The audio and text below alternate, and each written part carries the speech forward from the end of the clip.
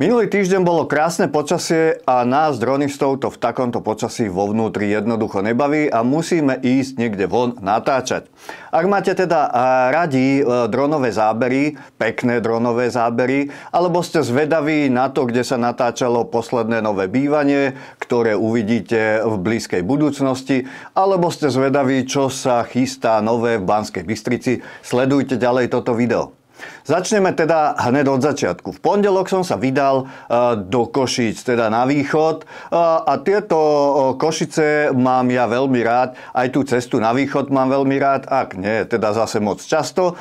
No a nechodím ani po diaľnici, takže nenadávam, že diaľnica nie je ešte hotová, pretože sa musím po ceste kochať a každú chvíľku niekde zastavujem a musím niečo natáčať. No, v Košiciach, čo som tam robil? Robil som tam dronové zábery alebo ilustračné zábery pre jednu reláciu, alebo teda pre ďalšiu reláciu nového bývania. Natáčali sa tam byty v centre Košic.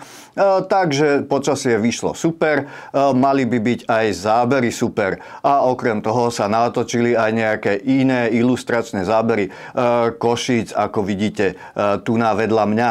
No, to bolo pondelok a v stredu som sa vydal s pánom architektom do Banskej Bystrice, s pánom architektom Petrom Žalmanom, ktorý tam rieši vlastne rekonštrukciu múzea SMP, kde sa idú vymieňať kompletné sklené, teda ide sa tam vymieňať kompletné zasklenie tohto múzea, čo je veľká sklená plocha. No a išli sme to teda nejakým spôsobom nafotiť a natočiť, aký je aktuálny stav. Bolo to veľmi zaujímavé, jednak natáčať si aj toto múzeum, jednak zvonku, ale natáčali sme to aj zvnútra, čo sa hoci kedy a hoci komu nepodarí.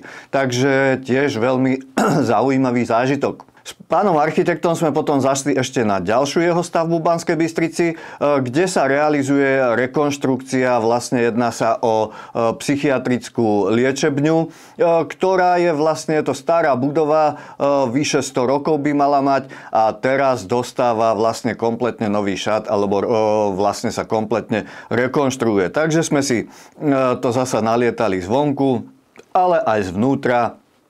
A bolo to veľmi zaujímavé, dosť prašné, ale myslím si, že vznikli pekné zábery a bude to zaujímavá pamiatka asi na to, ako sa to robilo. Ale v každom prípade bolo zaujímavé pri tom byť. Vo štvrtok sme potom s Martinou Valachovou a Marikou Mackaníčovou natočili jeden veľmi zaujímavý rozhovor v mojom skromnom štúdiu, v ktorom som tu aj teraz. A tento rozhovor môže byť zaujímavý predovšetkým pre ženy. Odporúčam si to pozrieť, malo by to byť, myslím, na kanáloch Martiny Valachovej s názvom Odznova alebo 40+. Potom v piatok som ešte vyrazil zasa do terénu a to konkrétne do Žilinského kraja, kde som využíval teda počasie a zasa som vyrazil natáčať ďalšiu časť nového bývania. A toto konkrétne teda tu sa jednalo o rodinné domy v tomto kraji. A keďže boli roztrúsené po celom Žilinskom kraji, tak som sa celkom najazdil, ale videl som krásne miesta. Začal som tesne pred Žilinou, prešiel som okolo Budatínskeho zámku, ktorý je veľmi krásny a veľa ľudí o ňom ani nevie.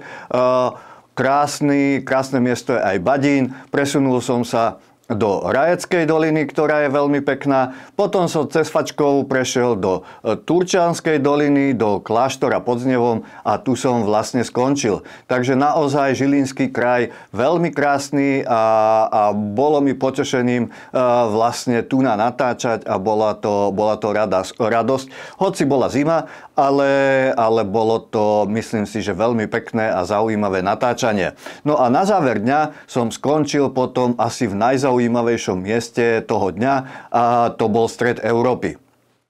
Je to také zaujímavé miesto nad Kremnicou, nájdete ho aj ľahko na Google. Kto to meral, či je to stred Európy, to netuším, ale bolo tam ozaj veľmi pekne. Ja som tam skončil vlastne podvečer, čiže slnko už skoro zapadalo a tá atmosféra bola úžasná, ako vidíte sami. No, to bol koniec týždňa a ak si myslíte, že cez víkend som si vyložil nohy a odpočíval som, tak toto nie je pravda, pretože v sobotu sme aj s celou rodinou vyrazili na aktívny oddych a to na hrad Tematín. Začínali sme na Bezovci spolu s ostatnými niekoľkými desiatkami takých, by som povedal, slušné RC nadšencov, kde s malými RC autíčkami vrátane našimi sme vyrazili na túto štreku na hrad Tematín a po ceste sme si vyskúšali rôzne terény.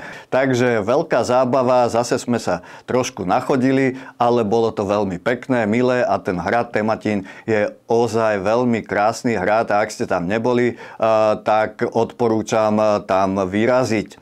Takže toto bol môj pracovný aj súkromný týždeň. Myslím si, že plný zážitkov a doniesol som domov do archívu kopec veľmi zaujímavých, pekných záberov a verím tomu, že ak pozerávate televíziu Joj, tak aj s týmito mojimi zábermi sa v blízkej budúcnosti stretnete. Volám sa Marek Kulhánek, lietam od roku 2014, vystriedal som niekoľko dronov a zažil som už asi všetky situácie, čo sa dronom zažiť dajú. Fotím, natáčam a robím aj poradenstvo pre začínajúcich dronistov.